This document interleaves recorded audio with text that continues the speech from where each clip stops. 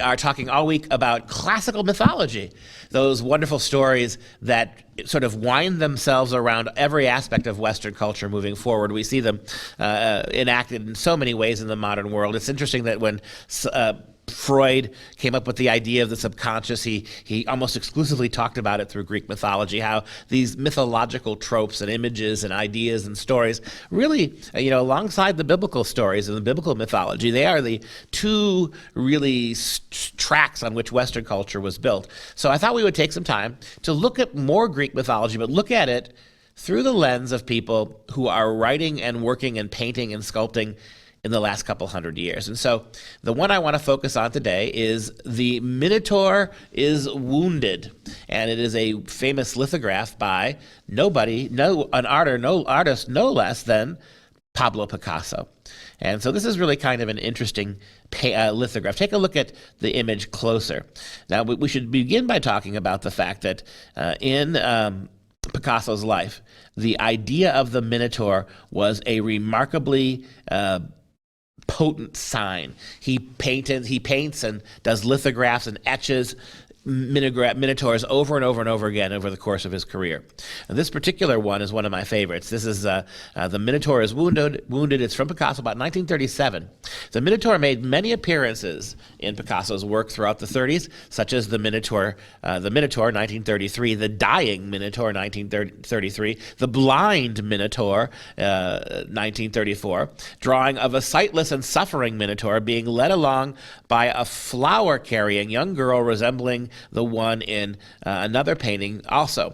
The mythical Minotaur, as we know, part man, part bull, was Picasso's alter ego through the 1930s, a part of a broader exploration of classicism that persisted in the work of Picasso for many years. And that's not a lot of people realize that who aren't carefully or are serious students of art history. When we think of Picasso, we think of somebody who is breaking away from classical painting, of the painting and the model of the ancients, which was based on naturalism and reality.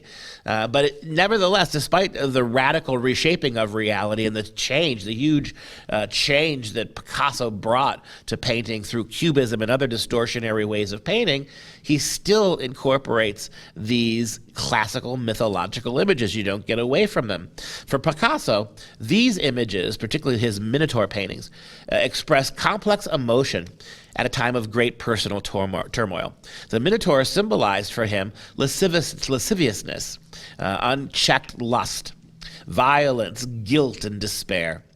The presence of the Minotaur in Pablo Picasso's oeuvre is not surprising at all, since the bull, as an animal, is the constituent element of Spanish culture in the 1930s. You think about those bull fights and what bullfighting meant to the Spanish people. And for Picasso during the 1930s, as we move into the point of the Spanish Revolution taking place as well, fascism coming to Spain too, and what those images all mean. The Minotaur, of course, symbolized all of that despair and displacement. The artist was fascinated with the rituals related with this animal, from sacrifice to bullfights and the running of the bulls. Aside from its symbolical meaning and the strength and the boldness of the image, the representation of the Minotaur was perceived as the expression of the power of irrationality and the forces of the unconscious. So many wonderful ways we deal with the image here. Now, if you look at the actual picture, you may remember that the Minotaur was a creature that was born out of lust. It was King Midas of Crete and his wife who decided that she wanted to attract a bull as a sexual partner. So she dressed herself up in the skin of a bull, and literally the bull came to her, and the result of that union was the Minotaur, this misshapen creature, half bull and half man. Clearly an amalgam of what happens when our sexuality and our sexual ability to control ourselves sexually is not guided by reason. And if you think about the personal life of Picasso, all of his many women, all of his flirtations, his affairs, all of the really, in many respects, exploitative way that Picasso treated women, even the women most closely to him. I mean, you can see that the artist is not ambivalent. He's not without pain or regret for the way that he has treated women. If you go one more time and look at the picture, you can see the Minotaur here almost grieving. It seems to have an arrow shot through the heart from the back. And you see who's there in the boat, largely. Some large-breasted women who are there.